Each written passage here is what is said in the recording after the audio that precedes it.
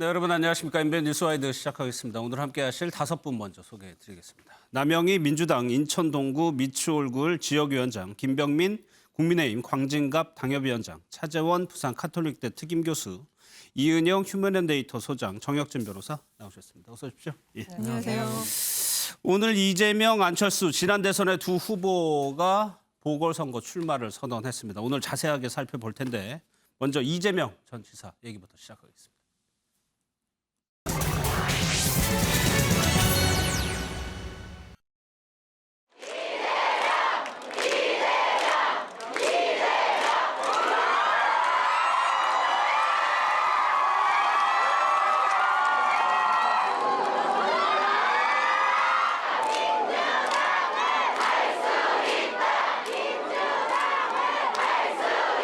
여러분, 제가 아까 말씀드리다 말았는데 이럴 줄 알았으면 고민 좀 덜 할 걸 그랬습니다. 이재명이 다시 인사드립니다.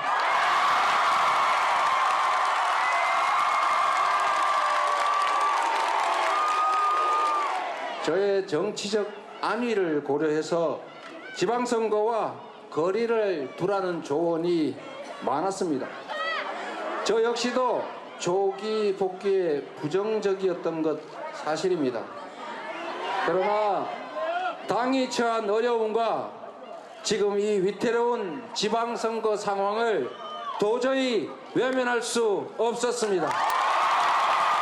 국민의힘 측의 과도한 비방과 억지 공격도 결단의 한 요인임을 부정하지 않겠습니다.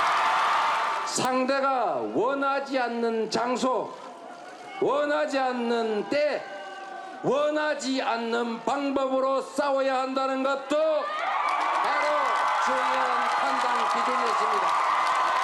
그 큰 정치인 송영길을 품고 키워두셨듯이 저 이재명을 따뜻하게 안고 품고 키워주시기를 부탁드립니다. 네, 보신 것처럼 이재명 전 지사가 2달 만에 공식 석상의 모습을 드러냈습니다. 이유는 보궐선거에 출마 선언을 하기 위해서였습니다.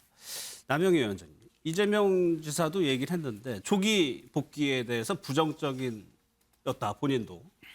그러면서 이제 다시 선거에 출마하는 이유를 당의 어려움을 얘기했어요. 실제 당이 어떤 어려움을 겪고 있길래 저런 얘기를 할까요? 우선은 민주당이 대선에서 패배를 했기 때문에 곧이어 이어지는 지방선거가 대선에 승리한 국민의힘의 컨벤션 효과까지를 생각을 하면 어려운 것이 당연한 것이죠. 그리고 전체 수도권도 그렇고 지방까지도 후보군들을 잘 찾지 못하는 정도까지 가서 서울시장 후보군도 배제를 하고 새로 뽑네 이런 여러 가지 그렇죠. 진통들이 있지 않았습니까? 예. 이런 과정들을 지켜보면서 이 대선 패배 이후에 이재명 후보의 새로운 지지자 그룹들이 꽤 많이 생겼습니다. 특히나 대선이 끝나고요? 네, 개딸들이라고 얘기하는 개혁의 딸들이라는 새로운 2030 세대의 여성들 지금 화면에도 보고 계신데요. 예. 이런 분들이 굉장히 이례적으로 대선 패배 이후에 민주당에 한 20만 정도의 새로운 신규 당원들이 들어왔었거든요.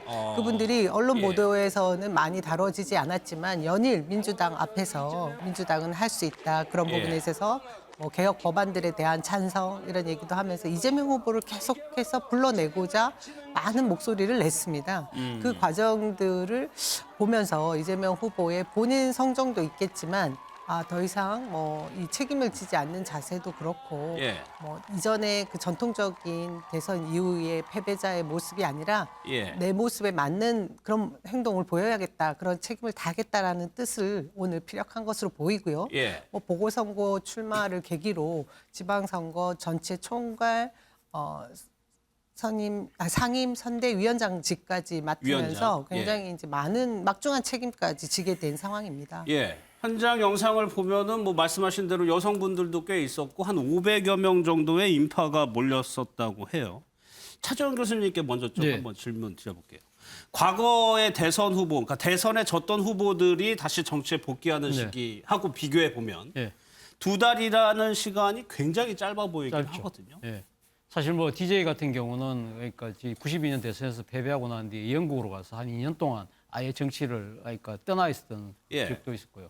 나머지 뭐 다른 분들 같은 경우도 마찬가지죠. 뭐 대표 근데 약간은 지금 민주당 사례로 보면 좀 빨리 복귀한 분도 계십니다. 예를 들면 정동영 후보 같은 경우는 2007년 대선에서 패배했지만 2008년도 국회의원 선거에서 바로 그러니까 4월달에 있었던 선거에서 나왔기 때문에 한 5개월 만에 다시 롤백한 경우이긴 합니다만 예. 당시 그러니까 정동영 후보 같은 경우는 원래 그 지역이 전주였지 않습니까? 근데 2008년도에는 18대 총선 당시에 동작을에 정몽준 후보와의 그 대결을 위해서 어떻게 보면 험지를 자신이 자청해서 가서 예. 한번 이렇게 한 것인데 이번 그러니까 지금 이재명 지금 상임 고문 같은 경우는 개항을 같은 경우는 좀 상대적으로 상당히 좀 험지가 아니고 좀 아주 그러니까 당선이 유력한 지역이다. 뭐 그런 측면들 때문에 그런 것도 있고 또 하나는 그렇지만 또 하나 지금 정동영 후보가 또 비교되는 대목 그 부분이 당시 2008년도에 정동영 후보가 그때 총선에 지고 난 뒤에요. 예. 미국에 갔다가 그 뒤에 있었던 전주에서의 보궐선거에 또 출마합니다. 그때 그렇죠. 출마할 때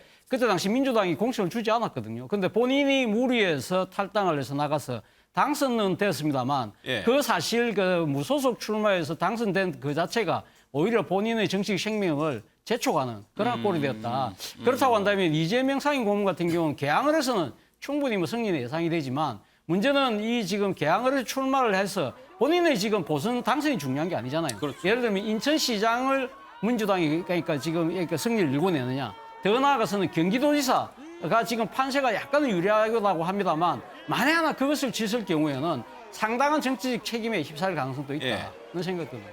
안철수 저희가 뒤에서 안철수 후 뭐 위원장 얘기도 할 테지만은 이번 보궐선거뿐만 아니라 두 사람 다 이후의 정치 행보에도 상당히 큰 영향을 미칠 수밖에 없는 겁니다. 그렇다면 왜 출마를 했을까? 이준석 대표는 상당히 비판적으로 보고 있죠. 어떻게 해석을 했는지 한번 좀 보도록 하겠습니다. 대선 과정에서만 하더라도 분당과 그리고 성남 그리고 경기도와의 본인의 인연을 강조했던 이재명 전 후보가 아무 연고도 없는 인천 계양으로 외곽순환도로 반바퀴 타가지고 간 것이 저는 국민들이 어떻게 해석될 수 있는지 잘 모르겠습니다. 어떻게든 원내 입성해서 본인에 대해서 진행되려고 하는 여러 수사에 대해 가지고 방탄을 치려고 하는 것이 아니냐라는 의심을 지울 수가 없습니다. 저는 이러한 시도는 국민들에게 규탄받을 수밖에 없다 이런 생각을 합니다. 그리고 뭐 정리하자면은 역시나 했는데 역시나였습니다. 네. 정치라고 하는 게 상식과 양식에 기초해야 되는 것인데 자기 생각은 하나도 안 하고 자기는 막 들보가 이만한데 남의 눈에 티끌 찾아가지고 막 손가락 온몸이 막 부정부패로 막 대장동에서 해먹고 고흥지구에서 해먹고 오등봉에서 해먹고 부산 LCT에서 해먹고 그래가지고 온몸이 오물로 덕지덕지한 사람이 도둑 막아보겠다고 열심히 하다 튕겨서 먼지 좀 묻었다고 나를 도둑놈으로 몰고 그러면 이게 상식적인 정치겠습니까? 그리고 옆집이 뭐 하면 뭘 하다가도 조용해야 되는데 일부러 저렇게 쫓아와서 방해하고 우리는 그러지 않지요. 선량한 국민은 그러지 않습니다. 도둑이 몽둥이 들고 주인한테 휘두르고 그러지 않습니다. 얼굴이 두꺼워가지고 자기가 잘못하는지도 모르고 옆에 몇 사람이 속아주니까 온 국민이 속는 줄 알고 시도 때도 없이 거짓말하고 출마 선언하는 바로 옆에서 이제 반대 집회가 열렸었다고 하는데 김병민 위원장님, 이준석 대표도 그렇고 국민의힘에서는 본인 수사 방탄용이다 이렇게 비판을 했었단 말이에요. 이건 무슨 얘기예요? 이재명 후보의 모습을 보니까 변한 게 하나도 없다 이런 생각이 드는데요. 일단은 본인이 경기지사 시절에 있었던 아내와 관련된 이 법인카드 사용 유혹에 대한 문제에 수사가 들어가고 있는 상황 아니겠습니까? 이뿐 아니라 대장동에 관련된 내용에 대해서는 조금 전에 이재명 후보의 메시지를 들을 수 있었는데요. 이 대장동에서 핵심적인 불법 행위들이 드러나서 이재명 후보에 가장 가까웠던 측근이라는 유동규 씨가 구속이 돼 있는 상황 아니겠습니까? 네. 그럼 유동규 씨 구속 이후로 윗선에 대한 수사가 다 꽁꽁 막혀 있었기 때문에 대통령 선거 이후 어떤 방식으로든지 간에 수사가 재개되지 않겠냐는 게 국민의 기본적인 상식일 겁니다. 이런 측면에서 이재명 후보에 대한 수사를 사실 사람들이 언급하지는 않습니다. 왜냐하면 대통령 선거가 끝난 국면 속에서 자칫 이런 일들이 언급되는 순간 예. 정치 보복 등에 대한 프레임으로 엮일 수가 있다는 판단 때문에 아마 정치권에서는 얘기를 하지 않습니다만 대통령 선거가 치러지기 전에 이와 같은 일들에 대해서 이미 무수히 많은 국민들의 상식으로 이야기들이 회자가 된 바 있지 않습니까? 예. 만약 본인이 국회의원에 출마해서 당선이 되고 나면 검찰 혹은 경찰 등에 대한 수사에 불응할 가능성이 굉장히 높고 소환하지 않더라도 체포하려면 결국 국회의 동의를 얻어야 되는데 불체포 특권 등에 따라서 다수당의 다수 의석을 점하고 있는 민주당이 이를 정치 보복이다 막아세우는 순간 이재명 고문을 향한 수사는 제대로 진행되지 못하는 것이 기본적인 현재 상황으로 이뤄지지 않겠는가 이런 판단들이 있는 거죠. 그러다 보니 지금 명분이 상당히 떨어짐에도 불구하고 이렇게 보궐선거에 출마하게 되는 것 그리고 출마 지역도 인천 계양을이라고 하는 굉장히 안정적으로 당선 가능성이 높은 곳에 출마하게 되는 건 결국 전체 선거 구도보다 본인의 방탄 수사 때문에 출마하는 것 아니냐 이런 얘기들이 나오게 되는 것이고요. 이런 일들을 다 떠나서 명분이 너무나 떨어진다는 것이 인천에 있었던 전 시장 송영기로 보는 서울시로 오게 되고 경기도의 도지사로 있었던 이재명 후보가 또 인천으로 가게 되니까 전체적인 구도 속에서 명분 없는 이재명 후보의 이번 선택지에 대해서 많은 비판들이 쏟아지지 않을까 생각합니다. 예, 지역 연고도 뭐 저희가 뒤에서 한번 다뤄보긴 할 텐데 좀 특이한 현상이긴 하죠. 그런데 박영선 전 장관이 SNS에 글을 올린 게 조금 주목이 되는데 윤현 소장 뭐라고 썼냐면 정치는 명분일까 실리일까라고 썼어요. 그러면서 약간은 부정적으로 이재명 지사는 민주당에게 부정적으로 해석될 만한 글을 썼어요. 명분과 실리를 다 갖추면 정치에서 가장 좋겠지만 실리 명분 이 글 어떻게 보세요? 일단은 이제 저 말의 의미는 당내에 지금 리더십이 아까 이제 우리 위원장님께서 남영희 위원장님께서 말을 하셨다시피 그 당내 지금 리더십이 좀 진공 상태가 되어 있는 상황이에요. 그러다 보니까 이제 박영선 의원이 박영선 의원도 사실 차기 민주당의 리더십을 채울 사람으로 지금 손이 꼽히고 있거든요. 그래서 저런 말을 한 것 같고, 그리고 지금 이 이재명 후보의 출마와 관련해서 이제 조기 등판에 대해서 과거의 시각으로 본다면 정치 문법이 잘 맞지가 않아요. 그런데 지난 대선의 여러 가지 내용을 보면 이제는 좀 과거의 정치 문법이 잘 적용이 되지 않는 현상들이 많았었거든요. 그래서 특히 이제 지금 나설 수밖에 없는 이유가 본인이 원외이기 때문에 지금 나설 수밖에 없는 상황이 됐는데. 그럼에도 불구하고 지금 자기 출마의 변과 관련해서 과반의 승리를 이끌겠다. 이거는 이제 어떤 명분을 자기가 지금 제시를 하고 있는 것이거든요. 특히 경기와 인천에서의 승리를 담보하지 못한다면 본인이 제기한 지금 명분이 조금 지금 박영선 전 장관이 말한 것처럼 실리 없는 그런 선택이 될 수 있다. 이렇게 정리할 수 있을 것 같고, 아까 자료화면에서 본 것처럼 지금 이재명 후보가 상대가 원하지 않는 때와 장소와 방법으로 해야 된다는 걸 내가 알았다 이런 말을 했는데 그 말이 정말 무슨 말인지 잘 이해가 안 되거든요. 그러니까 그 리더가 지금 지난 대선에서도 이재명 후보의 메시지가 저렇게 상당히 모호한 메시지들이 많았는데 지금도 저런 메시지를 구현하고 구사하는 것과 관련해서 정말 리더십이 좀 더 이렇게 완성이 됐나 이런 또 의문도 좀 가져보는 상황이에요. 그래서 그런 것들이 좀 더 채워지고 나오면 더 좋지 않았을까 이런 생각도 좀 해봅니다. 박영선 전 장관 글을 한번 좀 보면은 이렇게 썼어요. 민주당의 명분이라는 표현을 박지영 이제 비대위원장이 썼는데 그것은 시간이 지나면 화살로 돌아올 가능성이 높다. 저도 이 부분이 참 궁금한데 정영진 변호사, 이재명 지금 고문의 선택은 조기 등판해서 인천으로 가가지고 본인 선거뿐만 아니라 지방선거 전체적으로 성과를 끌어올려서 다시 원내로 들어오겠다는 계획이잖아요. 네. 이렇게만 되면 화살은 아닐 것 같긴 한데. 그런데 사실은 박영선 전 장관 같은 경우에는 걱정이 많다. 저는 그렇게 생각을 하는데 저와 생각이 비슷합니다. 왜냐하면 이재명 후보가 이제 또 다시 국회의원 후보가 된 거죠. 정면 돌파라고 이야기를 했는데 저는 아무리 좋게 봐도 정면 돌파는커녕 측면 돌파 정도 되지 않겠는가. 저는 그 생각을 하는 게 명분이 일단 없다라고 생각을 하고요. 예. 제가 곰곰이 생각을 해보니까 만약에 노무현 대통령이었다라고 하면 지금과 같은 상황에서 과연 개항에 출마를 하셨을까? 예. 제 생각에는 만약에 출마를 하셨다고 해도 분당에서 출마했지 개항에선 절대로 출마를 안 했을 것 같고 그럼 이제 실리를 따져보자고요. 실리를 따져보면은 아마 이재명 후보가 그 개항에서 국회의원 당선될 겁니다. 그래서 금배지는 달 거라고 생각을 하는데 과연 그게 실리인 것인가? 내일 모레부터 당장 공격이 들어갈 거예요. 국민의힘에서. 예. 그런데 그 공격은 이전과는 180도 다를 겁니다. 왜냐하면 첫 번째로 중대하게 그 상황이 바뀌었거든요. 예. 첫 번째로 수사기관이 누구 편입니까? 이제는 반대가 될 거라고요. 당장 이게 낌새가 보이잖아요. 저는 이제 법인카드 관련해가지고 대법원 판례 같은 걸 쭉 봤을 때 이건 아무리 금액이 뭐 이렇게 크지 않다고 하더라도 예. 업무상 배임죄는 뭐 충분히 되겠다라고 생각을 했는데 경찰이 뭐 그 정도로 수사를 할 거라고 생각을 했거든요. 그런데 경찰이 어떤 혐의를 씌웠습니까? 국고손실죄를 씌웠잖아요. 국고손실죄는 1억 이상이면 3년 그 이상의 징역에 처해지고 5억 이상이 될 경우에는 무기징역까지도 갈 수 있는 아주 중대한 범죄인데 예. 5억 5천만 원 국고손실죄라고 일단 혐의를 갖다가 했고 또 한 가지 더 중요한 건 뭐냐면요. 대장동 관련해가지고 이제 재판이 진행된다고요. 그럼 뭐 이제 증인 막 이렇게 나와가지고 이재명 후보가 공격을 당할 것이고 이것에 대해서 국민의힘 쪽에서 공격을 할 텐데 이것을 과연 어떻게 막을 수 있을 것인가.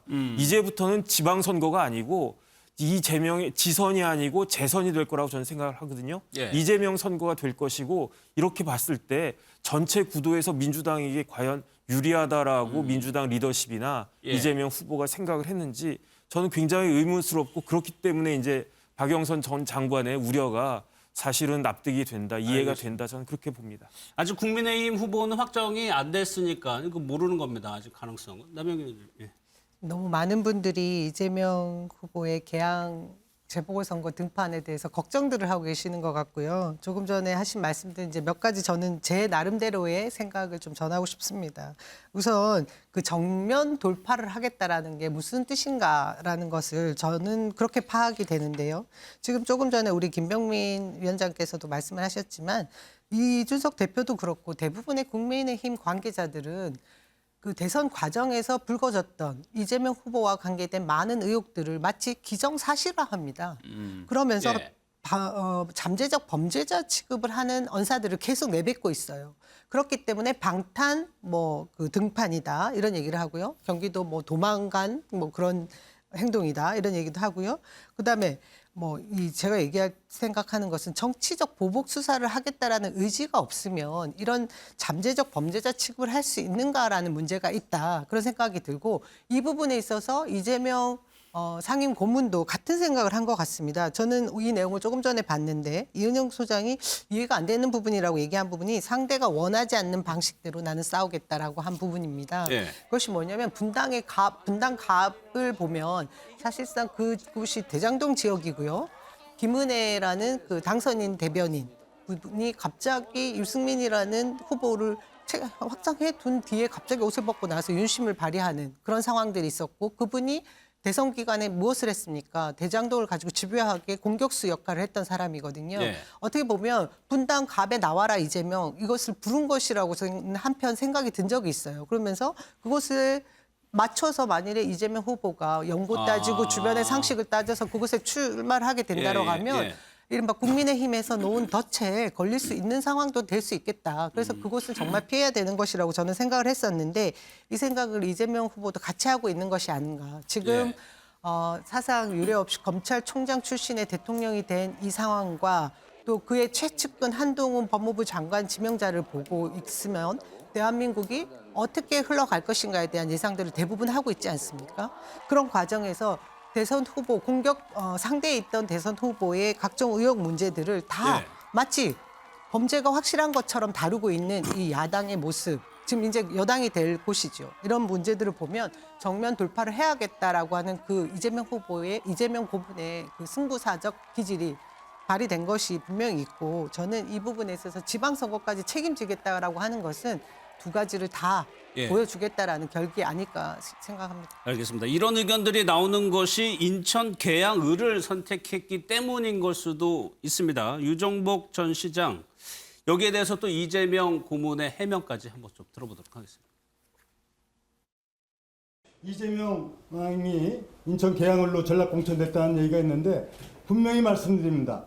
인천 계양을이 누구들의 도망을 가는 곳, 또 범법을 행하고 그 피난하는 처가 아닙니다. 도피처나 피난처가 아니고 바로 이런 잘못된 정치를 바로잡는 인천이 될 것입니다. 그래서 잘못된 정치인에 대해서는 퇴출시키고 퇴장시키는 이번 선거가 될 겁니다. 반드시 승리합니다. 제가 그때 인천 시민들께서 저희 트위터에 자꾸 인천 엉망이니까 인천 와서 시장 해주세요. 자꾸 그러길래 제가 싫어요. 그랬어요. 인천의 유모 시장이 저렇게 엉망을 하고 있는데 하고 저보고 성남시 버리고 인천 오라면 그거 되겠습니까? 그래서 제가 싫어요. 그랬거든요. 시정을 너무 엉망을 해가지고 계속 그런 얘기가 있어서 누가 성남에서 인천을 간다고 슬퍼요 뭐 이렇게 말씀하시길래 제가 그 유종복 시장 같은 있는 인천에 가면 힘드실 텐데 그냥 가지 말고 눌러 앉으세요. 이렇게 얘기를 했더니 인천을 폄하했다고. 예, 인천 계양을이라는 지역이 남현님께 어쩔 수가 없는데 인천 지역이시니까 민주당 텃밭이라고 표현해도 되는 곳이에요? 뭐 그렇게 불려지죠. 그 이유는 네. 송영길 전 대표가 내리 오선을 했던 지역이기도 하고요. 갑을 옆 지역은 또 지금 현재 유동수 인천시당위원장이 또 재선을 한 곳이고요. 전통적으로 인천 계양이 호남 인구도 많이 있고 민주당 텃밭으로 뭐 생각되는 곳이라고는 합니다. 아, 저번 대선에서도 좀 크게 앞섰네요. 예, 그렇기도 하고요. 그리고 저는 지금 분당과 계양을을 나눠서 왜 네. 명분 없는 곳으로 갔느냐, 실리만을 추구했다 이런 얘기들을 하시는데 분당 갑은 아까 예. 말씀드린 그런 이유는 예, 이제 제가 예. 판단하는 이유도 있지만 그곳은 이전에 그 김은혜 국회의원과 함께 붙었던 지역위원장, 지금 현재 지역위원장 김병관 전 의원이 예. 그 0.72% 차이로 졌어요. 예, 신성한 곳이죠, 김은혜 석패했던 후보가. 곳이기 때문에 예. 또다시 등판할 수 있는 충분한 인자가 있는 곳이고 예. 계양을은 송 전 대표가 물러나면서 이곳이 비는 곳이 되었고 누구라도 올 수 있는 곳이긴 하지만 이재명 상임 고문이 지금 전체 그 민주당의 지방선거에 90점까지 같이 하기 위해서는 그 역할에 있어서 조금 더 자유로운 곳이 필요하기도 합니다. 그곳에 저는 더 이상 이것을 이 지역을 가지고 주변에서 뭐라고 하는 것은 뭐 그다지 타당성이 있어 보이지 않네요. 계속 뭐라고 하실 것 같은데요. 김병민 위원장님. 예. 그러니까 출마를 기정사실화 해놓고 난 다음에 분당이냐 인천 계양이냐를 놓고 따지는 건 의미가 없다고 생각을 합니다. 예. 근데 중요한 건 대통령 선거가 끝나지 얼마 되지 않는 상황 속에 민주당 입장에서 꼭 이재명 고문의 출마가 필요했겠는가 이 지점일 텐데 여기에 대해서 박영선 전 장관도 그렇고 일부 사람들이 잘 이해를 못하고 있는 상황 아니겠습니까? 이재명 고문의 얘기들을 쭉 보게 되면 싸운다라고 하는 표현이 저는 좀 걸립니다. 그러니까 전체적으로 지금 선거가 끝난 지 얼마 되지 않았는데 앞으로 보여주는 많은 행보가 0.73% 운운하면서 현재 새롭게 출범하는 새 정부와 대립각에 대한 대결 구도를 계속 세워나가게 된다면 예. 결국 대선 불복 프레임으로까지 이어지게 되면서 국민 분열을 자초할 소질이 상당하거든요. 이런 부분들이 만약에 이재명 고문이 인천, 경기, 지방선거 전체 승리를 거머쥐면서 민주당을 끌고 가는 리더십이 확보가 된다면 뭐 민주당 입장에서는 도움이 될 수 있을 텐데 예. 그러지 않는 순간에서 당 전체가 선거에서 어려움을 겪게 되고 본인만 살게 되면 결국 민주당 진영 자체가 바라보는 그 위기 상황은 굉장히 가속화될 겁니다.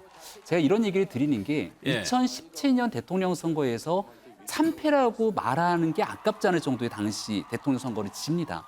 그 당시 후보가 홍준표 후보였고 그렇게 대통령 선거가 지고 나면 쇄신하고 변화하면서 국민께 읍소하며 나가야 되는데 그 이후에 당대표를 다시금 홍준표 후보가 출마해서 당권을 거머쥐게 되죠.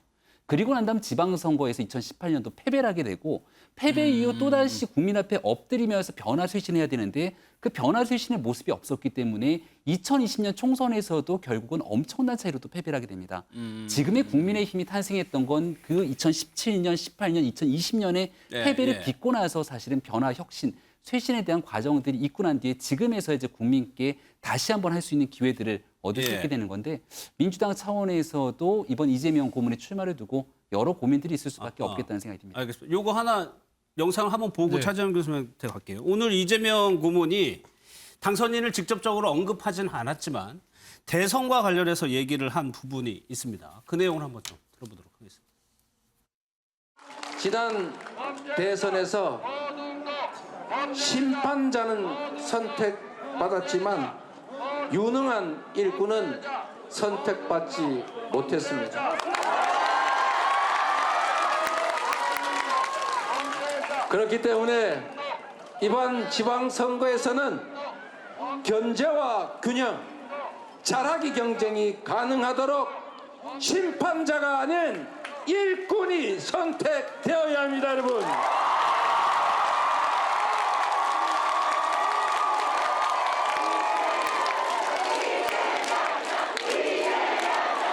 일꾼으로 최적화된 이재명과 그의 동료 후보들에게 일할 수 있는 기회를 주십시오. 차장 교수 질문도 네. 같이 드릴게요. 예. 이재명 고문의 등판 그 자체만으로도 네. 그렇고 저런 발언도 그렇고 이번 지방선거가 지난 대선의 연장선상이 될 그렇죠. 수밖에 없는 상황이고. 맞습니다. 저는 대선 연장전 그 중에서도 소위 말하는 리턴 매치가 아닐까. 사실상 이재명 고문 대 윤석열 대통령의 예. 1대1 직접 맞대결이 될 가능성이 저는 상당히 높다고 보는 것이요. 사실 이재명 3인 고문이 이번 전격적으로 보궐선거에 출마한 여러 가지 이유 중에 하나는 많은 분들이 거론하지는 않지만 저는 아마 윤석열 당선이 전국적인 이 순회를 통해서 예. 사실 그때 이 국민의힘 유력 후보들과 동행을 했잖아요. 그래서 민주당이 사실상 지금 그 지방선거 승리를 위해서 윤석열 당선이 전면에 나선 거 아니냐. 이제 일종의 이제 대통령의 정치적인 그러니까 이게 중립성을 위반한 대목일 수 있다는 공격을 했는데 사실은 그런 성향이 상당히 강해 보이거든요. 그렇기 때문에 이재명 이 지금 상임 고문이 이번에 보궐선거 출마하는 것이 아니라 지금 지금 지방선거 총괄 선대위원장을 맡기 때문에 예. 말 그대로 리턴 매치라는 생각이 들고요. 이러다 보면 결국은 지금 지난번 이 검수완 박의 1차 라운드의 강대강이어서 예. 2차 지금 강대강 대결이 될 수밖에 없다. 그렇다고 예. 한다면 선거가 어떤 식의 결과가 나오든 당분간 이 통합과 협치가 상당히 어려워질 수밖에 가능성이 없다. 있죠. 우리가 지금 안보 위기, 경제 위기 이 어느 때보다도 이 초당적인 협력이 중요시 되는 상황인데 예. 이 지금 누가 이기든 어느 진영에 속해 있던 국민들의 입장에 봤을 때도 상당히 불안해질 수밖에 없다는 것이죠.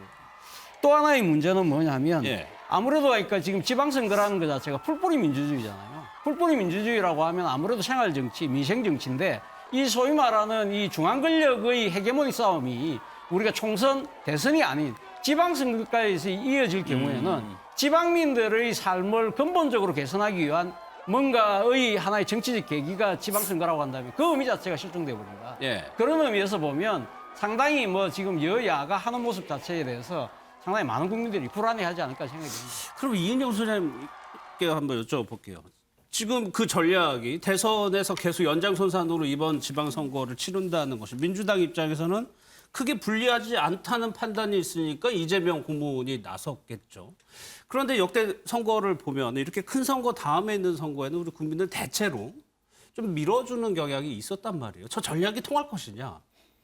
지금 말씀하신 것처럼 허니문 기간 안에 치러지는 선거는 언제든지 이제 대통령을 밀어주는 선거의 방향으로 갔었거든요. 예. 근데 지금 새 정부에 힘을 실어줘야 된다라는 의견이 50%밖에 안 나오고 지금 차 교수님 말씀하신 것처럼 당선인에 대한 그 국정 운영 기대감이나 평가 이런 게 50%가 지금 안 되고 있어요. 예. 그러다 보니까 사실은 이게 이제 당연히 힘을 실어주는 선거 역대 대선들은 대선 후의 선거들은 다 그런 방향으로 갔는데 이번 대선은 그렇지 않을 가능성이 높다라는 그 빈 공간이 생겼고 거기에 대해서 민주당이 적극적으로 들어간 상황이 된 것이고 그리고 이재명 고문 역시 본인이 원외에 있다 보니까 향후의 네. 활동을 위해서라도 지금 이번에 보궐선거에 반드시 들어가야 되겠다라고 판단을 하게 된 것이 아닌가 이렇게 보여집니다. 그 뒷부분에 말씀하신 거는 안철수 위원장하고 아마 비슷한 공통점인 그렇습니다. 것 같은데 네.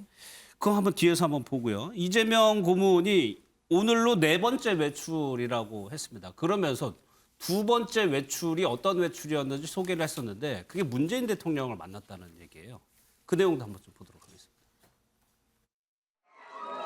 사실 솔직히 말씀드리면 제가 현관문을 나와 본 게 오늘이 4번째입니다. 제가 사실은 죄인 아니겠습니까?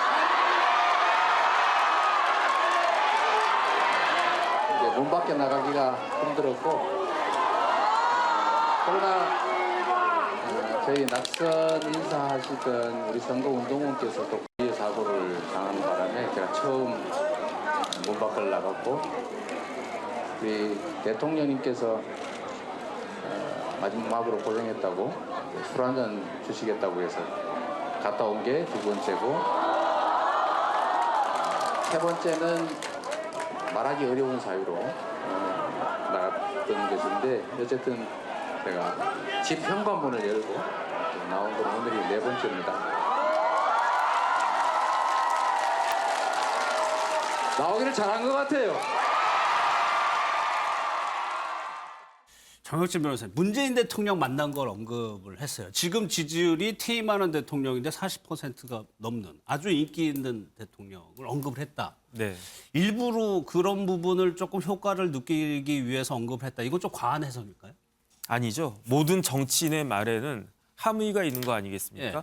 만약에 그런 걸 의식하지 못하고 이야기를 했다. 그러면 아마추어란 이야기인데 이재명 후보가 그런 사람은 아니지 않습니까? 더군다나 세 번째 나간 거는 밝히지 못할 뭔가가 있다라고 이야기를 하니까 더 궁금하게 만드는 거예요. 그런데 문재인 대통령 이야기를 하는 것은 저는 어떤 식으로 받아들여지냐면 문 대통령과 상의를 했고 어느 정도 내락을 받았다라는 것을 그렇게 간접적으로 이야기하는 것이 아닌가, 암시하는 것이 아닌가 저는 그런 생각이 드는데 사실은 이재명 후보 입장에서는 이것은 건곤일척의 승부수라고 저는 판단이 되거든요. 예. 그런데 왜냐하면은 지금 지방선거 구도가 결코 유리하지가 않아요. 예. 왜 그러냐면 조금 전에 이은영 소장님은 지금 윤석열 당선인 그 지지율이 굉장히 적기 때문에 뭐 그렇기 때문에 이제 룸이 생겼다. 뭐 충분히 그렇게 보여지긴 하는데 사실은 지난번 지방선거에서 워낙 민주당이 압승을 했기 때문에 아무리 잘해도 지난번 지방선거보다는 뺏기는 쪽이 많아질 거란 말이죠. 그렇기 때문에 이렇게 유리하지 않은 구도에서 이제 나간다라고 하는 것은 그러면 굉장히 중대한 결심을 했다라고 하는 것이고 그 다음에 예컨대 예상 외로 뭐 충청권이나 강원권이나 뭐 경기 인천 해가지고 대패했을 경우에는 그때는 거기에 대한 재기불능할 그런 리스크까지 있는 것인데 그럼에도 불구하고 이렇게 후보로 나섰다라고 하는 것은 그 다음에 뭐 선대위원장 같은 중책을 맡았다라고 하는 것은 저로서는 좀 상식적으로 이해하기 어려운 그러한 것이 아닌가. 그런데 어쨌든 그런 부분들에 대해서 어느 정도 청와대하고는 교감은 있었던 것이 아닌가. 저는 그렇게 판단이 됩니다. 전 부분에서 남영희 위원장이 좀 반대하는 얘기 손을 드셨는데. 제가 우리 정 변호사님보다 우리 이제 후보님 되셨으니까 또 이재명 후보님을 조금 더 잘 알지 않을까 싶은데요. 이재명 후보의 그 성격인 것 같아요. 굉장히 솔직하시잖아요, 원래. 그래서 솔직한 심경을 말씀하시면서 진짜 4번의 외출만 하셨던 것 같습니다. 왜냐하면 제가 선거가 끝난 이후에 캠프 식구들이 이제 전화 통화는 몇 번 했지만 식사 한 번을 못 했어요. 그게 굉장히 서운했는데 알고 보니까 문 밖으로 안 나가신 거였네요. 그리고 중요한 것은 지금 뭐 문 대통령의 지지율에 편승을 해서 뭐 이런 생각까지 하실 스타일이 아니라는 거고요. 중요한 건 저는 이 출마가 결국은 많은 지지자들의 요청이거든요. 지금 대선 이후에 아까 뭐 0.73을 계속 얘기할 거다 이런 얘기를 하지만 그 작은 석패, 그 깻잎 한 장 차이의 그 지지율 차이라고 하지만 사실은 윤석열 당선자를 지지한 숫자보다 이재명 후보나 나머지 진보 진영을 지지한 사람의 그 지지율이 더 높은 대선 아니었습니까? 그것에 대해서 윤석열 당선자가 정확하게 민심을 파악해야 됨에도 불구하고 당선자가 되자마자 첫 번째 했던 행위가 무엇입니까? 국민 통합을 일성으로 내세우면서 대통령 집무실 이전을 불통으로 처리했습니다. 이런 과정 속에서 민주당 지지자뿐만 아니라 윤석열 당선자를 찍었던 지지자들도 정말 이분을 제대로 찍었나 하는 그 민심 이반 현상들이 일어났거든요. 결국은 지금 아까 차 교수님 말씀하신 것처럼 지방을 다 돌면서 당선자 신분으로 선거법 위반을 하는 것 같은 그런 과정들을 보여준과 동시에 그 불통 과정들 속에서 국민들이 정말 TV를 보고 싶지 않다라고 하는 분이 너무 많았습니다. 근데 오늘 다시 돌아와서 이재명 후보는 정말 엄청난 결단을 내릴 수밖에 없는 상황인 거죠. 득실이 분명히 본인도 너무나 잘 알고 있는 정치 상황이라는 것이 있음에도 불구하고 많은 분들께서 하시는 말씀이 있습니다. 이제 다시 사이다를 마시는 기분이다. 그래서 예. 솔직한 심정이었다 그렇게 말씀드리고 싶네요. 일단 여론이 그렇게 변했다라고 이제 판단을 하시는 것 같아요. 민주당 차정주 짧게. 예, 저는 뭐 오늘 그러니까 문재인 대통령과의 만남을 굳이 이렇게 공개한 이유는 결국 당내에서 지금 아마 잠복에 있는 친문계의 반발을 의식한 것이 아닐까라는 생각이 듭니다. 지난 그러니까 이 이재명 고문의 그 지금 공천이 바로 그러니까 당에서 결정하기 하루 전날인가 인천시 의원 4명, 인천시에 지금 그 지역구 국회의원 4명이 민주당 국회의원 4명이 지금 이재명 상임 고문의 출마를 촉구했잖아요. 그런데 거기서 눈에 띄는 부분이 이 상당히 그러니까 친문주류라고 하는 홍영표, 신동건 이런 의원들이 빠졌거든요. 그러니까 지금 그러니까 이 문재인 대통령이 내를 이렇게 대선에서 패배해서 격려했다는 이야기는 문재인 대통령도 나를 이렇게 뭔가 정치적으로 활용하려는 그러니까 정치적인 재기를 상당히 좀 후원하는 그런 모습을 비춰줌으로써 당내에서 지금 잠복하고 있는 이 친문계의 반발 그리고 더 나아가서는 아마 8월 전당대회까지 겨냥한 그런 포석이 아닐까 하는 생각이 듭니다. 아직 상대가 정해지지 않았습니다. 인천 계양을이 국민의힘에서 어떤 후보를 내느냐도 아주 큰 변수가 될 수 있을 것 같은데 윤희숙 전 의원이 좀 거론되기도 했었죠. 한번 영상을 보도록 하겠습니다.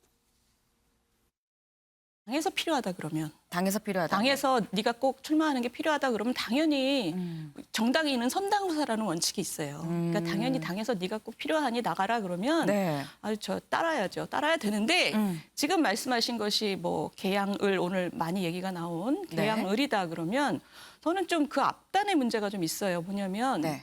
이재명 후보가 나온다는 거잖아요. 네. 이재명 후보 같이 지금 그분이 왜 벌써 다시 등판하는지는 좀 부끄러워해야 될 문제지만 어쨌든 그분이 나온다 그러면 굉장히 상징성이 커지는 판이 되잖아요. 그렇죠. 그러면 당연히 지금 현재 그 당대표인 이준석 대표나 아니면 다음 당대표를 하실 생각이 많이 보이시는 네. 안철수 대표 같은 분이 나가서 아주 근사한 싸움을 하는 게 저는 그게 맞다고 봐요. 그리고 나서 국민의힘에서 이제 바로 이제 얘기를 한 것이 오보다 아직 논의 중인 사안이다라고 윤상현 공관위원장이 얘기를 했습니다. 김병민 위원장님, 어떤 후보를 내세우느냐. 과거 이럴 경우에는 자객공천 이런 말도 있었어요. 그 전략적으로 고민이 좀 필요할 겁니다. 왜냐하면 이재명 후보 입장에서는 화려하게 정치적 부활을 선언하고 싶을 거고 조금 전에 싸운다라는 표현을 했던 것처럼 누구와도 나가서 본인이 아주 유리하게 판단되는 정당에서 싸울 준비가 돼 있는 겁니다. 왜냐하면 지지율이 민주당이 훨씬 더 높은 지역이기 때문에 어떤 후보가 나오더라도 이재명 후보 입장에서는 굉장히 유리한 국면이 있을 수밖에 없죠. 근데 거기에 만약 윤희숙 의원처럼 대장동에 관련된 내용들을 갖고 네거티브 공세를 펼치면서 한판 세게 붙었을 때 국민적 관심이 증폭됐지만 이재명 후보의 승리로 끝난다 그러면 여기서 메시지를 냈던 사람의 합리적인 정당성마저 잃어버리게 되는 아주 기이한 결과가 나타날 수 있거든요. 그러니까 선거를 총괄 진두지휘하는 지도부 입장에서 봤을 때는 구태여 이재명 후보의 인천 계양을 출마 선거판을 키워줄 필요가 있겠는가 이런 그렇죠. 고민을 할 수가 있고요. 그러니까 윤희숙 의원은 본인이 나오겠다가 방점이 아니라 당이 센 사람들이 좀 나가서 판을 키웠으면 좋겠다는 거지만 제가 그 이면에 있는 얘기를 드린 것이고 윤희숙 의원 입장에서는 21대 국회의원의 서초 갑 국회의원이었습니다. 근데 국회의원을 그만두고 나서 다시금 21대 국회 인천의 국회의원이 되거나 다른 보궐선거의 국회의원이 된다면 그 또한 굉장히 대한민국 국회 역사에서 기이한 기록들이 나타나게 될 수 있거든요. 그 비판이 또 갈 수 있다는 또 다시 갈 수 있기 때문에 윤희숙 의원 입장에서는 굉장히 억울하다. 그리고 내가 국회의원 배지를 떼고 소명하지 않았냐라고 충분히 국민께 설명할 수 있지만 당을 위한 행보 속에서는 어떤 방식으로 진행하는 것이 옳은지에 대해서 아마 윤희숙 의원도 고민이 있을 거라 보고 그래서 본인이 먼저 나가겠다가 아니라 이렇게 당이 전면적으로 좀 이재명 후보에 맞서 싸우는 리더십이 필요하다는 언급을 한 것으로 보이고요. 아마 인천 문제는 윤상현 의원이 지금 보궐선거에 대한 공천위원장을 맡고 있고 인천을 누구보다 잘 알고 있기 때문에 여기에 대한 여러 전략들을 세우면서 공천을 진행하지 않을까 싶습니다. 여기가 지금 전략 공천 지역이긴 한 거죠. 아마도 지금 선거가 오늘 5월 지금 8일이고 이제 여기서 뭐 경선이니 이렇게 할 수 있는 구도가 아니거든요. 그러니까 이번 주가 아마 후보 등록이 이번 주 내에 진행이 될 거로 보이는데 빠른 시간 안에 아마 후보 결정은 이루어질 거라고 생각합니다. 정혁진 변호사께서는 어떻게 뭘 가장 고민할 거라고 보세요? 국민의힘에서 이재명 고문이라는 전 대선 후보를 상대하기 위해서. 제가 봤을 때 고민할 게 없을 것 같은데요. 오히려 이재명 후보가 나와가지고 어차피 계양을은 그 국민의힘에서 그 의석을 얻기는 어려운 지역이다라고 버리는 카드였을 텐데 이재명 후보가 나왔기 때문에 전체 구도를 흔들 수 있는 여러 가지 공격을 할 수 있다. 윤희숙 전 의원 같은 경우는 사실 개항을에 나가면 안 되죠. 왜냐하면 이재명 후보와 똑같이 아무런 연고가 없어요. 그다음에 두 번째로는 이번 국회에서 스스로 사퇴한 사람이 이번 국회에서 보궐선거에 나간다라고 하는 것 자체가 어불성설이다라고 보여지는데 그럼에도 불구하고 윤희숙 카드가 힘을 얻을 수 있는 것은 이재명 후보가 나갔기 때문이거든요. 왜냐하면 이제 이재명 후보를 제일 잘 공격할 수 있는 사람이 윤희숙 아니겠는가 이런 공감대가 되면서 실제로 이제 윤희숙 그 전 의원이 후보가 돼가지고 개항에서 이재명 후보 따라다니면서 계속 그 뭐 대장동부터 경제정책부터 뭐 이것저것 법인카드까지 계속 공격을 하면 그러면 그것은 이제 국민의힘 쪽에서는 뭐 개항을은 설령 안 된다고 할지라도 다른 쪽에 큰 동력을 얻을 수 있을 것이기 때문에 저는 뭐 충분히 가능할 수 있겠다 그런 생각을 합니다. 그 짧게 얘기 드리면 지금 그런 우리 정 변호사님 말씀대로 그런 식의 선거 캠페인을 펼치면 결국 이재명 후보 도와주는 선거 캠페인을 하게 되는 수밖에 없게 되고요. 아까 그 김병민 위원장의 말씀에는 어떤 게 있냐면 이 지역은 키우고 싶지 않다. 이게 아마 국민의힘 내부에 깔려 있는 선거 전략이지 않을까. 오히려 지금 유정복 시장이 이재명 후보를 공략을 했잖아요. 그 부분을 주목해서 봐야 되고 지금 여론조사 최근에 인천 것들 나온 거를 보면은 유정복 시장이 오차범위 이내지만 그래도 약간 넉넉하게 앞서가고 있거든요. 그래서 지금 또 인천이 3자 구도고 이러다 보니까 오히려 인천시장을 이재명 후보가 나옴으로써 뺏겼을 경우에 오히려 그것이 더 아플 수 있다. 수도권에서는. 아마 그 부분을 더 공략하는 방향으로 나가지 않을까 그렇게 생각이 됩니다. 알겠습니다. 또 한 명의 지난번 대선 후보가 또 보궐선거에 출마 선언을 했습니다. 안철수 인수위원장인데 그 내용으로 넘어가겠습니다.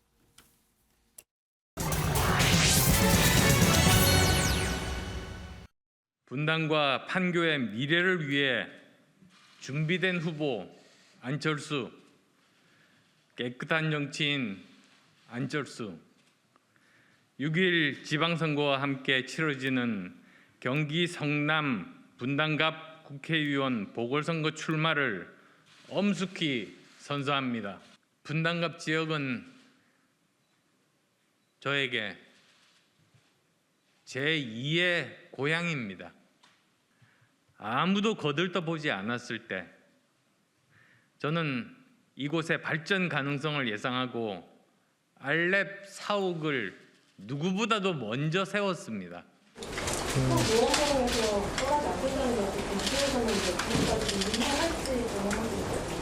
처음 노원병 출마할 때 그때 저는 국회의원을 그만두더라도 떠나지 않고 계속 살겠다고 그렇게 말씀을 드려왔습니다. 그리고 이제는 또 새롭게 다른 지역을 위해서 발전을 위해서 또 이제 제 역할을 하기 위해서 떠나는 그런 마음이 참 아쉽습니다. 당에서는 인천 계양을에 이제 위원장님이다 이제 출마를 해야 한다는 요청도 있었던 것으로 아는데 이런 요청을 지금 당선인께서 경기도 선거 전체를 걱정하고 계십니다. 그래서 저는 경기도 선거에 공헌하는 것이 우선이라고 판단했습니다. 윤석열 당선인이 경기도 선거를 걱정하고 있다. 그래서 경기도를 선택했다. 안철수 위원장도 선당 후사의 심정이라고 당 얘기를 했습니다. 차재현 교수님, 글쎄요. 안철수 위원장에게 분당갑 그나마 인연이 있긴 하죠. 네, 뭐 본인이 말씀한 것처럼 뭐 안랩이라는 본인의 회사, 본인이 설립한 회사의 아마 지금 그 본사가 거기 있는 걸로 알고 있습니다. 그렇기 때문에 뭐 그때만 허벌판이었는데 사실 자기가 나름대로 안목을 갖고 거기다 기틀을 트는 바람에 일종의 한국의 실리콘밸리가 됐다. 뭐 그런 이야기를 지금 하고 있는데요. 그럼에도 불구하고 저는 뭐 정치적인 연고를 그걸 갖고 이야기한다는 거는 저는 약간은 좀 지나쳤다는 생각이 드는데 저는 오늘 저 안철수 위원장의 이야기를 들으면서 또 느끼는 부분이 결국 안철수 위원장의 정치적 상상력의 한계가 아닐까라는 생각을 또 해봤습니다. 사실 그러니까 지금 분당갑에 나가서 경기도의사 선거를 승리를 일궈낸다는 부분도 중요할 수 있지만 지금 본인이 지금 그러니까 이 국민의당과 국민의힘이 합당을 해서 보수 정치 이 기반을 다져야 되는 시점이라고 한다면 좀 더 가감한 좀 선택을 할 필요가 있지 않았을까. 예를 들면 사적생의 각오로 개항을에 만약에 가서 붙었다고 한다면 예. 물론 쉽지 않은 싸움이긴 합니다만 뭐 이 저도 그러니까 본전이 아니라 이게 그러니까 상당한 결과를 저는 얻을 수 있었을 거라는 생각이 듭니다. 본인이 만약에 개항을에 가서 나의 정치적인 그러니까 지금 미래를 걸고 내가 이재명 고문의 여러 가지 그러니까 허상을 한번 깨보겠다. 예, 예. 그랬을 경우에는 이재명 고문이 사실상 그런 개항을에 발목이 묶이는 셈이거든요.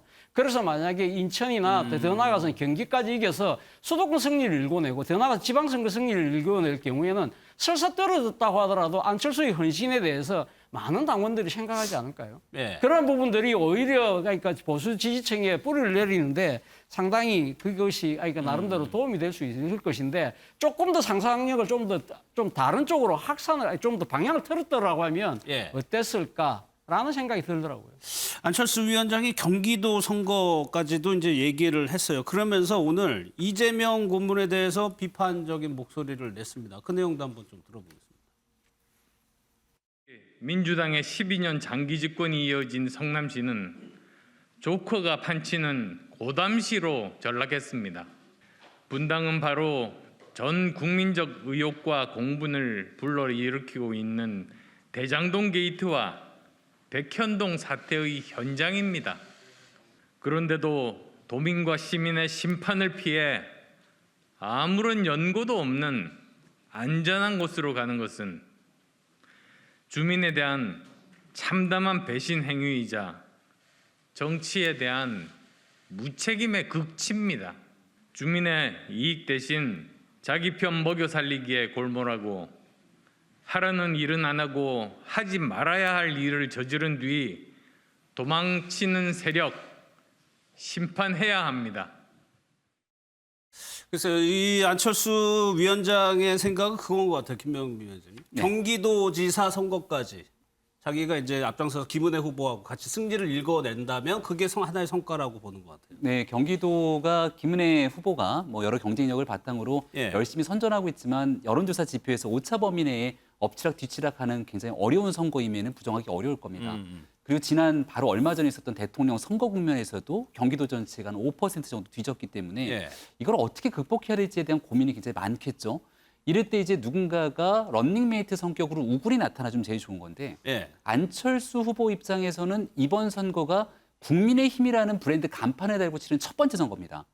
그동안에 예. 있었던 많은 선거에서는 단일화 국면, 예. 그리고 이번 대통령 선거도 바로 직전에서의 단일화, 4.7 보궐선거에서 또 오세훈 시장과의 단일화, 이렇게 국면을 만들어냈지만 이젠 국민의힘이라고 하는 간판을 달고 나가서 중도 외연 확장에 과연 안철수 효과가 어느 정도까지 있는지를 시험해 볼 수 있는 굉장히 중요한 시험대이기도 하거든요. 예. 그러니까 김은혜 후보 입장에서는 윤석열 당선인의 입 대변인으로 활동했기 때문에 윤 당선인을 너끈하게 지지하는 사람들의 표는 아마 다 긁어 모을 수 있을 겁니다. 예. 근데 플러스 알파로 필요한 중도, 젊은 층, 외연 확장에 대한 키를 만약 안철수 위원장이 쥐고 있다면 예. 이번 선거에서 그 힘으로 아마 김은혜 후보에게도 큰 힘 보탬이 될 것이기 때문에 여기에 대해서 이제 한 20여일 정도 남은 기간 동안 얼마나 혁혁한 성과를 나타내게 될지가 국민의 입장에서 굉장히 좀 기대되는 측면이 아닐까 생각합니다. 그런데 이재명 고문 같은 경우에는 민주당에서 당연히 후보로 확정이 됐는 건데 지금 분당 갑 같은 경우에는 국민의힘에서 단수공천 주겠다 이런 얘기 아직 없잖아요. 지금 박민식 의원이 이미 미리 예. 분당갑에서 출마를 선언하고 뛰고 있었던 상황이고요. 그러니까 당의 공천이라는 것은 단수 공천, 뭐 전략 공천 여러 경우들이 있게 되는데 아마 당 차원에서는 지금 이 정도 상황이면 여론조사를 돌리고 있지 않을까라고 개인적으로 생각을 해봅니다. 근데 현저히 현격하게 차이가 벌어진다 그러면 자체적인 판단을 통해서 한 명을 전략 공천이 아닌 단수 공천을 줄 수도 있거든요. 예. 그러니까 이제 나머지 기간 동안 만약 안철수 위원장을 공천을 주게 되면 긍정적으로 얻어가는 게 있고 또 이를 통해서 반발하고 있는 분들이 계실 텐데 이걸 어떻게 잘 끌어안고 가게 될지가 안철수 위원장과 이제 이준석 대표의 리더십에 달린 나머지 예. 숙제라고 생각합니다. 안철수 위원장이 이런 얘기도 했습니다. 윤석열 정부의 초석을 놓겠다. 앞서 이재명 고문은 견제하겠다라고 얘기를 했죠. 지난 대선의 연장선상이 될 수밖에 없는 발언인데 이 내용도 한번 좀 보도록 하겠습니다.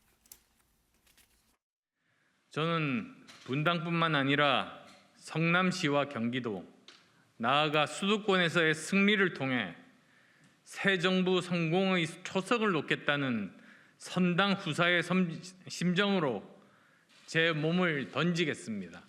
저는 지난해 서울시장 선거 야권 단일화를 통해 정권 교체의 교두보를 놓았습니다. 지난 대선에서는 후보 단일화를 통해 정권 교체를 이루었습니다.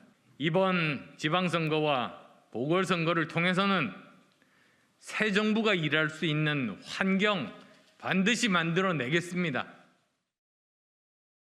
이제 이번 지방선거의 핵심 지역이 이제 거의 이제 밑그림이 그려지는 것 같습니다. 수도권에서 누가 이기느냐에 따라서 이재명 후보, 안철수 후보의 정치적 입지가 달려질 것 같아요. 그런데 이거 남영희 위원장님 짧게 이거 여쭤볼게요. 그 부분 궁금해하시는 분들은 있을 거예요. 왜 저렇게 국회의원을 하려고 하느냐? 원외에 있으면은 그만큼 뭐 활동하기 힘든 것이냐? 국회의원이 되면 어떤 혜택이 있는 겁니까? 정치 활동하는데? 저는 뭐 이재명 후보도 마찬가지고 예. 지금 안철수 인수위원장, 전 인수위원장도 마찬가지인 것이 차기의 당권에 도전할 때 영선의 당권 대표보다 그래도 국회의원을 하면서 같이 이제 당권에 도전하는 것이 훨씬 더 뭔가 국민들에게도 어필하기 편한 구석이 있을 거라고 생각합니다. 여의도 정서상 그럴 수도 있을 거라는 생각이 들고요. 지금 안철수 인수위원장의 경우는 당에서 후보 확정을 아직 안 해준 상태에서 하신 출마 선언이라서 그런지 예. 이렇게 빠르게 큰 울림이 오지 않는 부분이 있는데요. 특히나 이 경기 선거가 지금 경기도지사 선거가 굉장히 힘든 가운데 본인이 출마하고자 하는 이 분당 갑은 국민의힘에서 보면 좀 더 민주당보다는 수월한 곳이거든요. 그곳을 마치 험지처럼 말씀하시고 본인의 연고도 얘기를 하시는데 안랩이라는 곳을 세운 곳을 본인의 연고라고 얘기를 하는데 이게 자칫 잘못하면 지금 제가 알기로는 본인이 그 안랩 주식을 다량 보유하고 있는 것으로 알고 있거든요. 예. 그래서 이해충돌 여지도 있을 것 같은데 이것을 연고라고 내세우는 이런 부분, 뭐 이런 것들이 전체적으로 이 분당 갑에 출마를 하는 것에 내세우는 명분으로 적정한지 그것도 좀 네. 의문이고요. 당에서 전략 공천도 아니고 단수 공천도 아니고 뭐 지금 뭐 경선이 될지도 모른다는 상황을 아무것도 얘기해주지 않는 것을 보면 예. 안철수 대표가 안철수 위원장이 생각하고 있는 다음 정치적 행보하고 국민의힘에서 바라보고 있는 안철수 위원장의 입지 좀 차이가 있는 것 같습니다. 민주당에서 후보가 결정이 됐죠? 네, 김병관 됐습니다. 전 의원. 예, 됐습니다. 이은영 소장님, 글쎄요. 두 사람 모두 원내 입성을 해가지고 공통적으로 따라붙는 것이 당권입니다. 두 당 모두 전당대회를 해야 되고 거기서 차기 총선에 공천권을 행사할 수 있고 그것이 차기 대선 후보로 가는 데 있어가지고 입지를 다지는 게 될 것이다. 이게 이제 일반적인 정치 네, 문법인데 그렇습니다. 그렇게 되면 일단 당선이 돼야 되고 또 하나는 정치력을 발휘를 해야 된다는 얘기거든요. 들어가가지고. 예. 지금 두 사람 다 위치가 정말 좀 뭐 데칼코마니처럼 비슷한데요.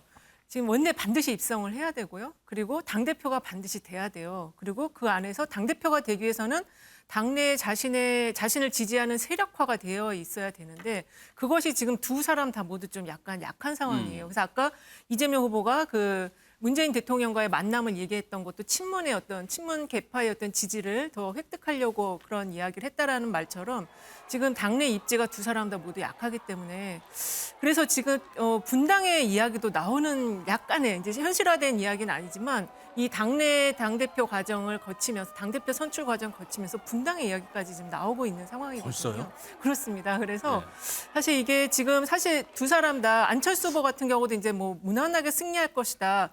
저는 그 장담할 수 없다고 봐요. 왜냐하면 분당의 그 웹젠, 그러니까 지금 김병관 위원장도 예. 웹젠, 판교에 있는 웹젠 회사의 최대 주주고 대표를 했던 분이기 때문에 사실 어느 쪽에 직원이 더 많은지 이런 것도 저는 고려가 돼야 되지 않을까라는 생각이 들었고 지금 경기도와 그다음에 이제 그 후보 그 안철수 후보의 어떤 지지 이런 흐름을 보면은 젊은 층에서의 지지가 좀 약합니다. 김은혜 후보 도지사 그 선거도 보면은 20대에서 50대까지의 지지가 약한 상황이거든요. 그래서 반드시 지금 승리할 수 있다라고 낙관할 수 없다. 저는 그렇게 보고 있어요.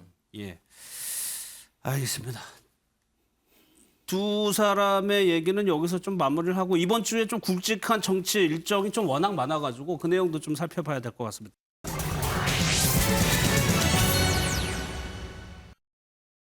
이게 다음 정부의 경우에는 우리 정부의 성과를 전면적으로 거의 부정하다시피 하는 가운데 출범을 하게 되었기 때문에 더더욱 우리 정부의 성과, 실적, 지표와 비교를 받게 될 것이라고 생각을 합니다.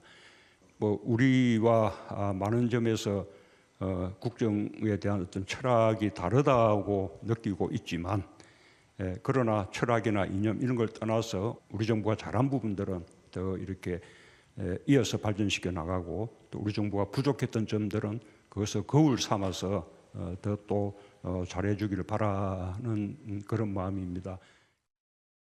문재인 대통령이 역대 대통령과 조금 많이 차별화되는 부분이 지지율인 것 같습니다. 이은영 소장님, 역대 대통령 마지막 분기 지지율하고 문재인 대통령의 지지율하고 좀 차이가 나죠? 많이 나죠. 이런 지지율은 앞으로 어떤 대통령도 이게 좀 보여주기 힘든 그런 지지율이다 이렇게 볼 수 있고요. 특히 이렇게 이제 높은 지지율을 얻게 된 그 이유와 관련해서는 그 탄핵을 통해서 대통령의 당선이 되었다. 탄핵의 과정을 거치면서 당선이 되었기 때문에 국민들이 성원을 계속 보낼 수밖에 없었다. 왜냐하면 그게 자칫 잘못해서 이전의 대통령들처럼 말로거를 불행하게 만든다면 국민들 스스로의 이율배반에 빠져버리게 되는 거거든요. 그래서 그런 측면이 있고, 그다음에 두 번째는 이제 진영화된 구도가 만들어졌다. 그리고 세 번째는 그 코로나가 생김으로써 이게 예의치 못한 변수였는데 코로나로 인해서 그 관리의 역할이 강화가 됐고, 임기 후반부에는 쟁점이 되거나 갈등이 되는 과제들은 거의 잘 수행을 안 하는 이런 국정 운영을 펼쳤기 때문에 지금의 높은 지지율을 가져올 수 있었다 이렇게 볼 수 있을 것 같아요.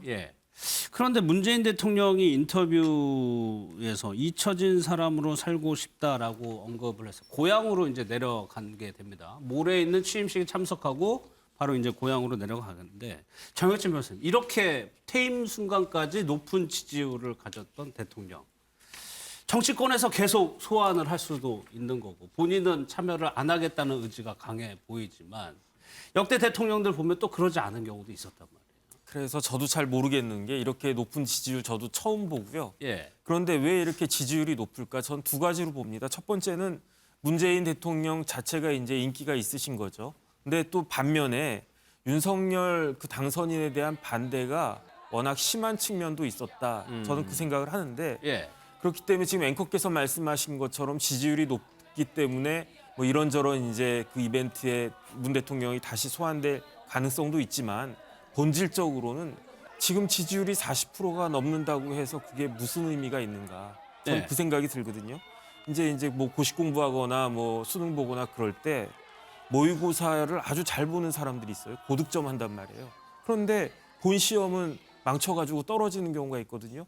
정권 재창출이 되지가 않았습니다. 그다음에 더 중요한 거는 제가 지금 주목하는 바는 지금 뭐 45% 해당하는 지금 문재인 대통령의 지지율이 불과 이제 20일 뒤에 있을 그 지방선거에서 과연 어떻게 영향을 미칠 것인가. 그 지지율에 힘입어서 지방선거에서 민주당이 다시 약진을 한다. 그러면 이 지지율은 의미가 있겠지만 그렇지 않고 뭐 선거라고 하는 게 이번에서 명백하게 봤듯이 0.5%, 0.7% 차이로도 지면 지는 거고 이기면 이기는 거거든요. 그러니까 모든 뭐 경기도, 뭐 인천, 충청도 할 것 없이 만약에 이제 국민의힘이 아주 근소한 차이로 다 이긴다. 그러면은 뭐 그 높은 지지율이 무슨 의미가 있을 것인가? 이게 과연 그 현실적이 될 수 있을 것인가가 저는 이제 제3자적인 입장에서 굉장히 흥미로운 부분이기도 한 것이 아닌가 싶습니다.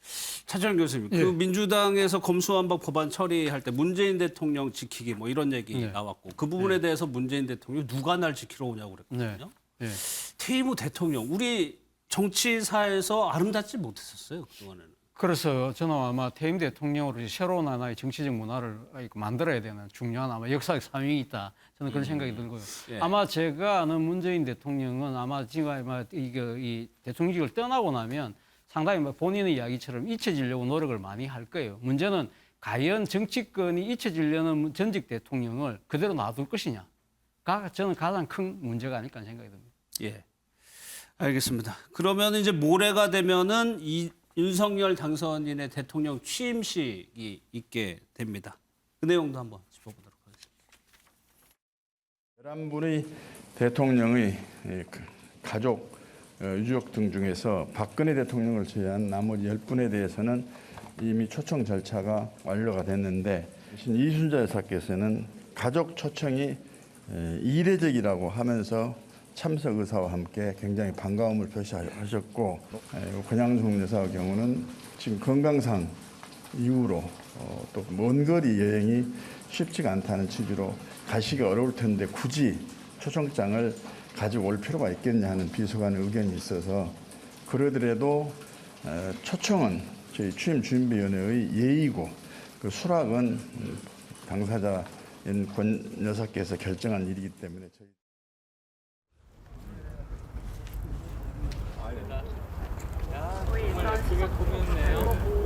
저희가 보기에는 역대 취임식 중에 최고의 컨셉과 의미가 담긴 무대가 나온 것 같습니다. 날씨가 지금은 흐린데 당일날은 굉장히 맑을 것 같습니다. 인수위원회 그때 해단식 때도 그랬습니다. 네, 비 올 확률이 자꾸 높아졌는데 네. 갑자기 시간이 갈수록 이렇게 맑아지는 겁니다. 하늘에서도 새로운 정부의 출범을 도와주시는구나. 그럼요. 예, 안철수 위원장이 이제 인수위원장으로서 활동을 오늘 한 것 같아요. 취임식이 이제 이틀 뒤면 열리게 되는데 김병민 위원장 글쎄요 방점이 뭔가 소통인가요? 방점은 어디에 찍고 있나요? 이제 아무래도 화려한 취임식보다는 국민들과 함께할 수 있는 화합에 대해서 방점을 찍고 있다 이렇게 볼 수가 있겠죠. 과거에 취임식하면은 굉장히 화려한 연예인들이 등장하기도 했었고 초창기 취임식 때 BTS가 오는 것 아니냐 이런 얘기도 있었지만 이런 연예인들에 대한 모습보다는 국민들과 함께 새로운 정부가 공정과 상식에 따라서 국민들과 함께 힘있게 일할 수 있도록 소박한 취임식을 준비하는 것 같고 또 많은 사람들이 함께 참석할 수 있도록 초청장도 다 보낸 것 아니겠습니까?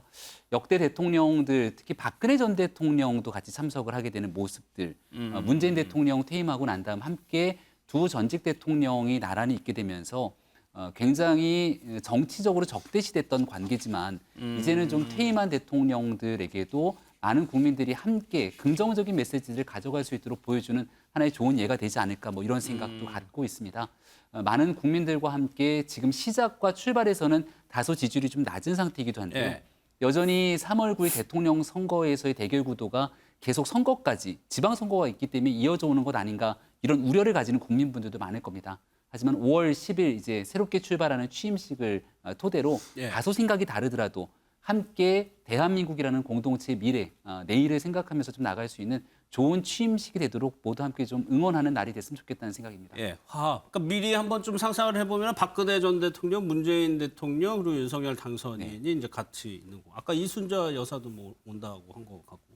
그러면 이제 취임식이 끝나게 되면 참 논란이 됐던 국방부로 청와대로 가는 것이 아니고 국방부로 가서 업무를 바로 본다는 얘기죠. 네, 용산의 집무실이 아직 완성은 다 안 돼 있는 상태지만 이 용산에서 일부 대통령 집무 공간이 할 수 있도록 지금 발빠르게 움직이고 있는 상황인 것 같습니다. 여기 1층은 프레스센터, 언론이 같이 함께 할 수 있도록 해서 윤석열 당선인이 일할 수 있는 공간들을 마련해 놨기 때문에 여기서 이제 집무를 시작하게 되는 것이고 이제 집무 시작과 함께 또 5월 10일이 되게 되면 결국 이 문재인 대통령뿐 아니라 역대 대통령이 머물렀던 청와대는 국민과 시민에게 개방이 되게 되거든요. 그러니까 청와대는 개방이 되고 용산 시대가 열리게 되는 상황이 오게 될 건데 다소 시작에서 완성된 부분들은 아닙니다만 국민들과 함께 소통하면서 탈권위 시대의 정부를 만들어가는 새 출발이기 때문에 여기에서 하나 둘씩 순차적으로 쌓아가는 과정들이 될 거라고 생각합니다. 제왕적 대통령, 제왕적 청와대를 놓기 위해서 용산으로 가는 것만큼 어떤 결과가 있을지 봐야 되는데 남영희 위원장께서 보시기에 지금 북한 문제도 있고요. 이제 대통령이 되는 겁니다.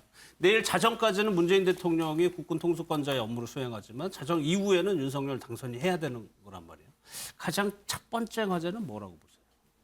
저는 국방 안보 공백 우려가 가장 큽니다. 사실상 아까 설명을 하셨는데 취임식장은 국회에서 열리고 이후에 만찬장은 많이들 아시다시피 청와대 영빈관을 두고 신라호텔 영빈관으로 만찬장을 두지 않았습니까?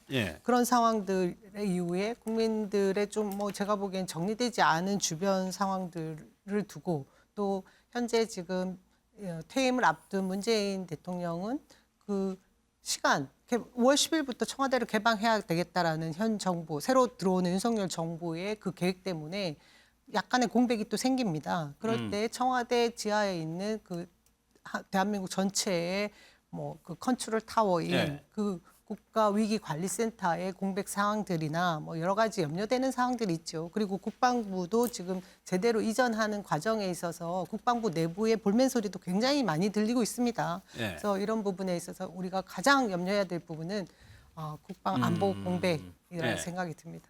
그러니까 차재현 교수, 그러니까 내일 문재인 대통령 6시에 청와대를 나가서 예. 5초에서 1박을 하고 취임식 참석하고 내려가는 그렇죠. 건물이에요. 그러니까 지금 취임식이라는 그러니까 행사에 참석을 해야 되기 때문에 네. 바로 그러니까 지금 고향으로 사저로 내려가지를 않고 서울에 하루를 머물러야 되는데 사실 그렇다고 한다면 지난번 노무현 대통령 때는 청와대에서 마지막 밤을 보냈지만 이번 같은 경우는 뭐 윤 당선인 측에서 5월 10일 자정을 기해서 청와대를 개방하겠다고 당초에 약속을 했던 네. 만큼 바로 그런 측면 때문에 지금 이제 이게 그러니까 하루 조금 더 일찍 놓을 수밖에 없다.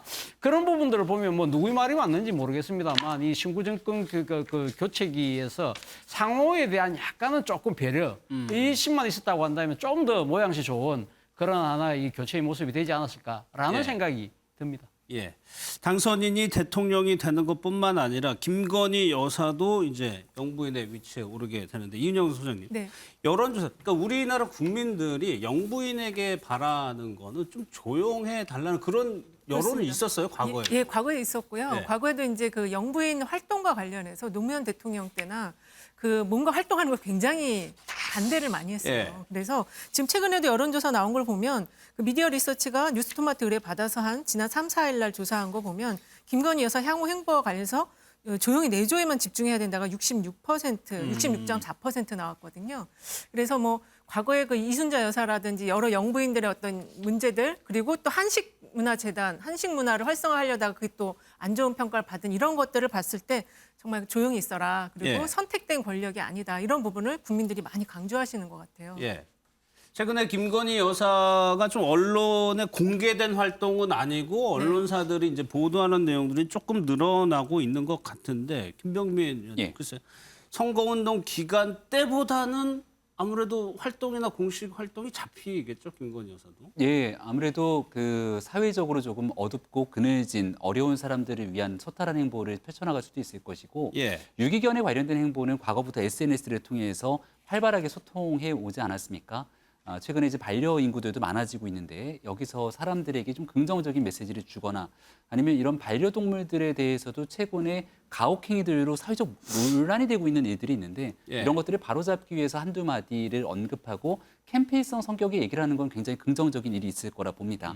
그리고 최근에 이 충북 단양에 있는 구인사를 다녀오는가 하면 서울에 있는 봉온사를 다녀오기도 했는데요. 전부 윤석열 당선인이 선거 때 찾았던 종교에 관련된 곳들이고 당선이 되고 난 뒤에 윤석열 당선인이 모든 곳들을 찾으면 좋겠지만 직접 가기 어려운 곳들이 많이 있거든요. 예. 그러니까 여기 이제 배우자의 역할을 통해서 이런 불교계를 찾아간다거나 앞으로 또 기독교, 카톨릭 등 종교계에서 이렇게 당선인 배우자가 당선인을 대신해서 만남을 가지게 되는 것들은 당선인이 하지 못하는 조용한 공간들을 메꿔주는 내조의 역할이 될 수도 있다고 생각합니다. 예. 정혁진 변호사님도 이제 이틀 뒤면 새 정부가 출범을 하니까 좀 어떤 기대가 좀 있으신지. 일단은 이전에 우리 사회에 좀 비정상적이고 좀 말이 안 됐던 그런 부분들을 좀 정상화시키기를 기대하는 그런 사람들이 굉장히 많이 있는 것 같아요. 그래서 거기에 합당하게 일을 했으면 좋겠는데 일단 당장 이제 용산에서부터 시작하는 거 아니겠습니까? 예. 거기에 대해서는 기대 반 걱정 반이에요. 그래요? 어떤 기대를 하냐면 지금 청와대 한번 구경하고 싶다고 하는 사람들 굉장히 많거든요. 예. 그래서 이제 그런 부분들에 대한 기대도 있지만 지금 김병민 위원장도 말씀하셨다시피 준비가 완벽하게 된 상태에서 들어가는 게 아니기 때문에 그런 걱정도 있는데 그런 부분들을 잘 극복했으면 좋겠다는 게 모든 사람들의 생각 아닐까 싶습니다. 알겠습니다.